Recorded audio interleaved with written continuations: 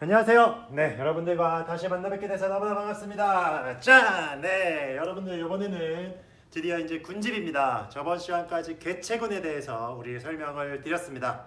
그래서 이번 시간에는 군집에 대한 특성서부터 군집의 첫 번째 시간을 진행하도록 하겠습니다. 명의 기운으로 네, 넘치는 우리 요 첫 영상은 우리 나왔던 흰 동가리와 말미잘의 관계성에 대해서 요 생태 동영상을 잠깐 보겠습니다. 머리 사슬안에서 네, 영역을 그래서 지키고 다양한 이런 바다 생명체, 굉장히 다양한 생명체들이 있죠. 하지만 치열한 생존 경쟁 속에서도 흰동가리와 말미잘처럼 서로를 돕고 살아가는 생물들도 있습니다. 네, 그래서 본격적으로 이 흰 동가리와 말미잘의 관계성, 서로 다른 종이죠. 다른 종 간의 상호 관계에 대해서 먼저 한번 보겠습니다. 그래서 이 대자연, 이 바다에서 굉장히 많은 이런 어류들이 있죠. 이런 어류 생태를 보시면 알다시피 다양한.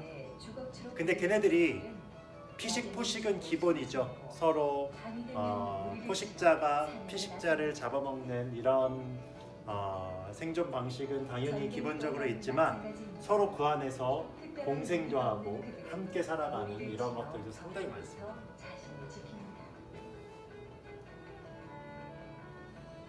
때로는 적을 공격할 무기를 가진 녀석들도 있습니다. 해파리나 말미잘은 촉수에 독을 품고 있죠. 네, 그래서 원래는 이 해파리 말미잘 같은 경우는 독이 있죠. 그래서 기본적으로 보호할 수 있는 천적으로부터 자신을 보호하며 은신처가 됩니다. 생명을 이어가고 있는 바다 생물들.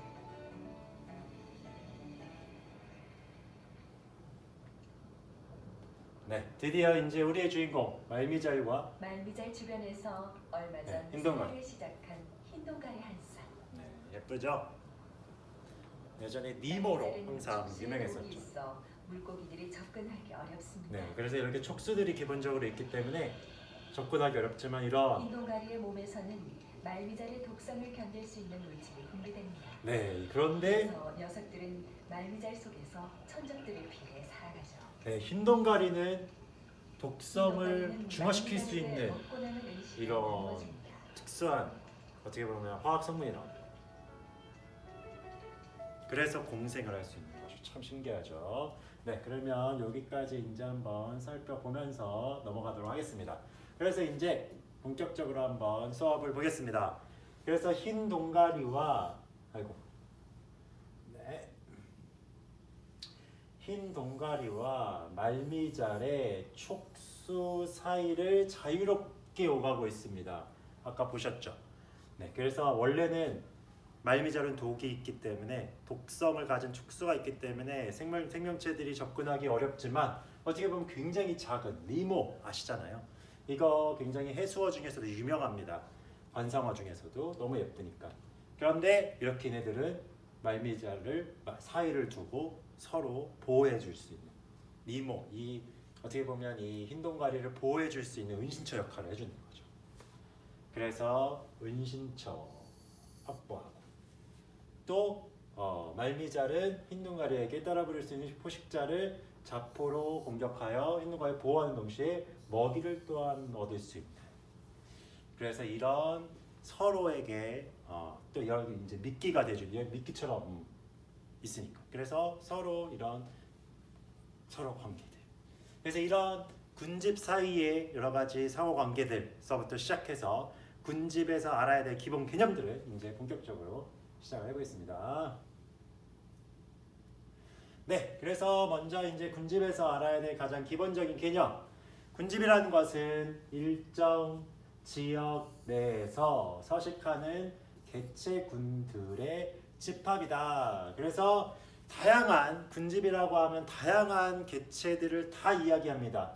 생산자서부터 시작해서 1차 소비자, 2차 소비자, 3차 소비자, 최종 소비자까지 뭐 이게 정해져 있는 게 아니죠. 몇 차가 어쨌든 이런.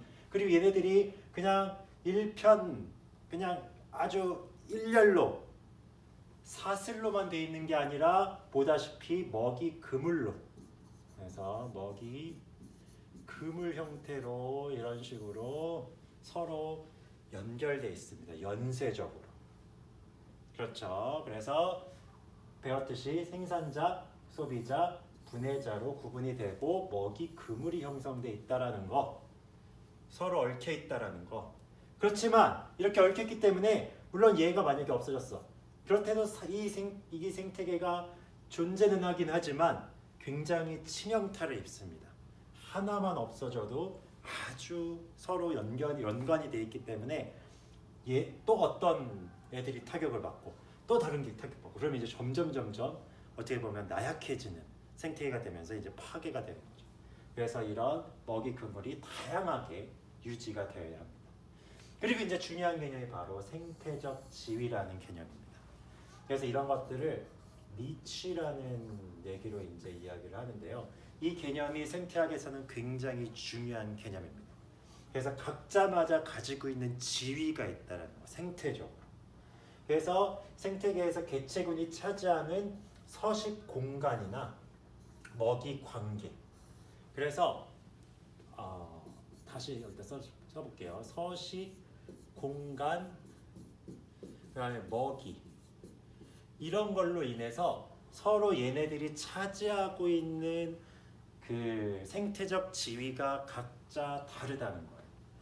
그래서 뭐 그래프적으로 이렇게 봤을 때도 여기를 만약에 공간의 축이라고 하고 여기를 먹이 축이라고 하면 어떤 애들은 이 정도 공간과 먹이를 먹고 살아요. 그리고 어떤 애들은 이 정도 공간과 먹이를 살아요. 그러면 이렇게 서로 겹치는 이런 공간에서는 이제 뭐가 시작하겠습니까? 바로 상호작용이 시작이 되겠죠. 서로 겹치니까. 서로 겹치지 않으면 그냥 각자 또 살 수밖에 없어요. 그런데 이제 서로 이렇게 먹이와 공간이 서로 겹치는 그런 공간에 생태적 지위가 겹칠 때 이제 걔네들은 그 안에서 경쟁을 하든지 공생을 하든지 분설을 하든지 이런 여러 가지, 물론 분서 같은 경우는 서로 먹는 게 좀 다른 차이가 있겠죠. 어쨌든 이런 여러 가지 역할들이 이제 이 안에서 일어나게 됩니다. 그래서 각자가 가지고 있는 지위, 이거를 생태적 지위라는 개념, 생태학에서 굉장히 중요한 개념입니다. 이걸 알아두시고요. 그래서 이제는 우리 열대우림의 층상 구조에 대해서 한번 살펴보겠습니다. 그래서 이 층상 구조가 간단히 어떻게 되어 있는지 한번 보겠습니다. 그래서 여러분들 여기서도 이제 보다시피 가장 높은 층이 있습니다. 그래서 가장 높은 교목층이 있고요. 그래서 이게 이제 교목층, 굉장히 높은 나무들. 그래서 가장 높은 나무들로 이렇게. 그래서 보통 이 산림의 구조 자체가 가장 높은 나무들, 교목층, 그리고 그 밑으로 어떻게 보면 아교목층이 이제 그 밑을 차지하고 있죠.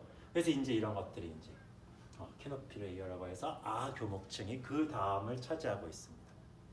그 다음에 이제 또 그 밑으로 가면 관목들, 요거까지는 이제 아교목층이 이렇게 차지하고 있고요. 그 다음으로 이제 또 이제 관목들. 그래서 그거보다는 약간 낮은 나무들. 그래서 이런 관목층들이 또한 차지하고 있습니다. 그래서 우리도 뭐 대표적인 관목들도 많이 보셨을 거예요. 약간 조금 키가 낮은 나무들. 그래서 이런 관목층이 차지하고 있고, 그 가장 낮게 이제 초원을 이루는, 어떻게 보면. 그래서 이런 풀들, 여러 가지 초원을 이루는 층. 그래서 이렇게 크게 4가지 층으로 이루어져 있는 게 층상 구조입니다. 이제 그 중에 그래서 이제 산림의 층상 구조를 한번 보겠습니다.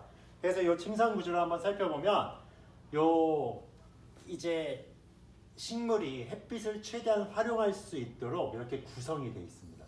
그래서 가장 높은 층, 이런 애들이 차지하고 있는 이제 교목층이죠. 그리고 그 밑 사이에 아교목층이 또 있고요. 그 밑으로 이제 관목층이 있고, 아까도 이제 초본층. 그래서 초원 같은 걸 이루는 이제 기본적인 풀이 되는 초본층. 그다음에 이제 가장 지표층, 이런 식으로 크게 이런 층을 이루고요. 빛의 세계를 보더라도 당연히 가장 높은 데는 100%죠. 점점 이렇게 줄어들게 되어 있습니다.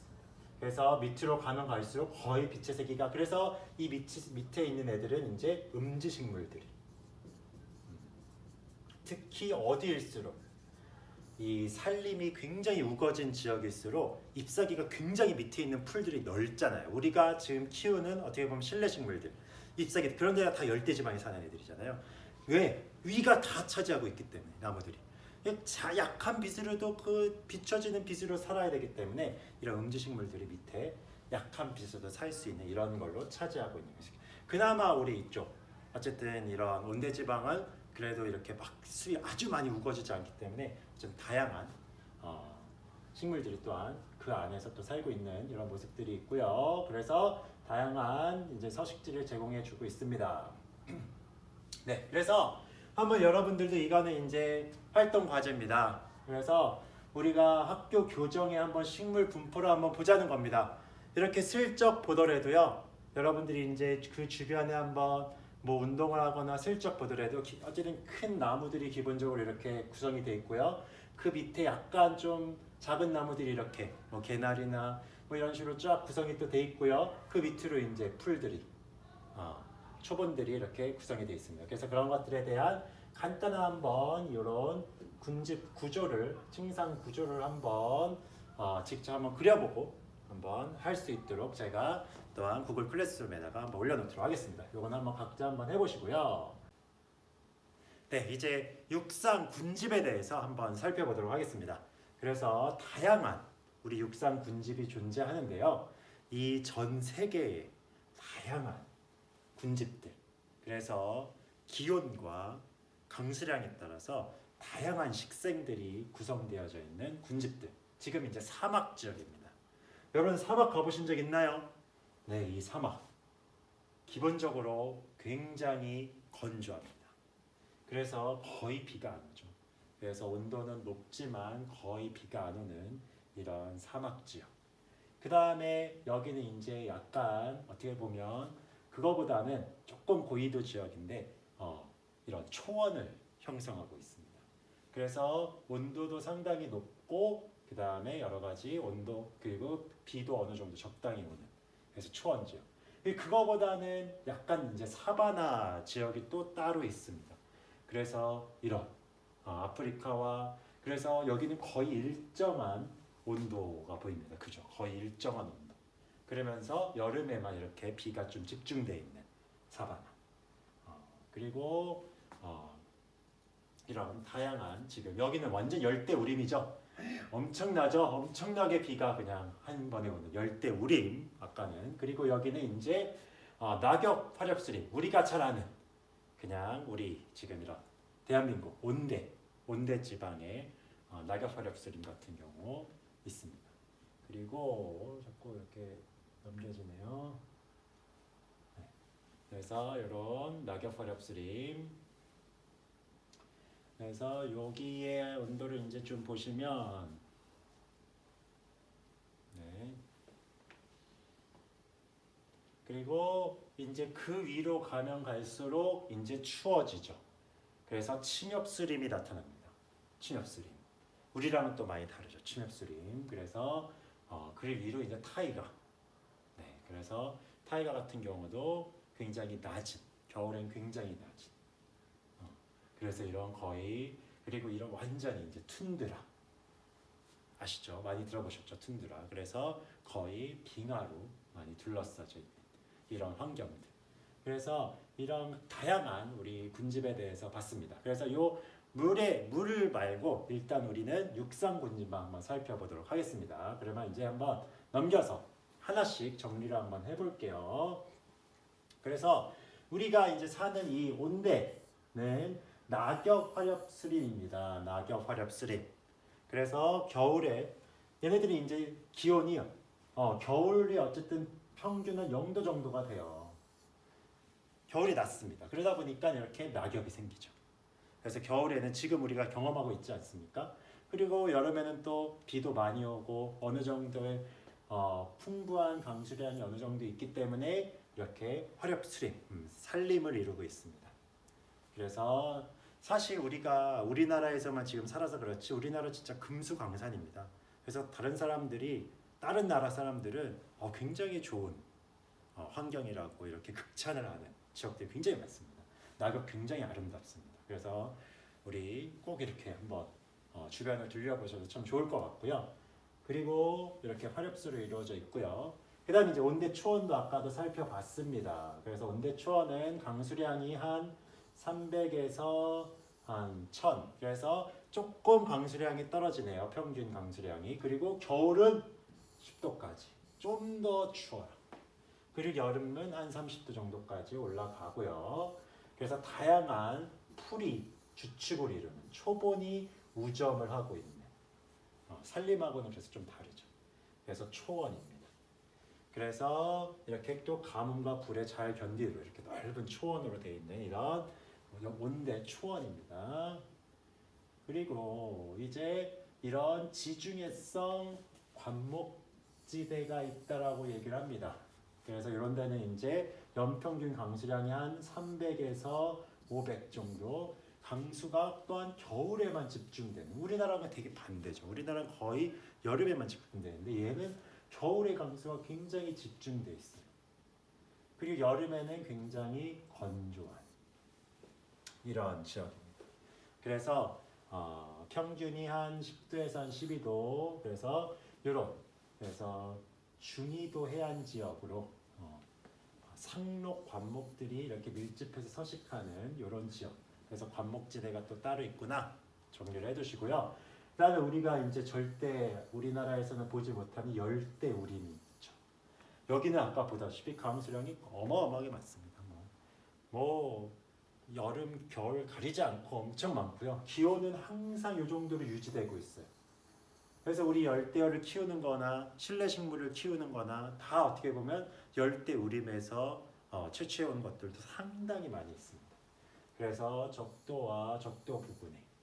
그래서 오히려 그런 데는 제가 저번에도 설명했듯이 너무나 큰 교목들이 이렇게 자리 잡고 있기 때문에 그 밑에는 햇빛이 거의 안 비쳐요. 그래서 이런 초본들이 잎사귀가 굉장히 넓죠.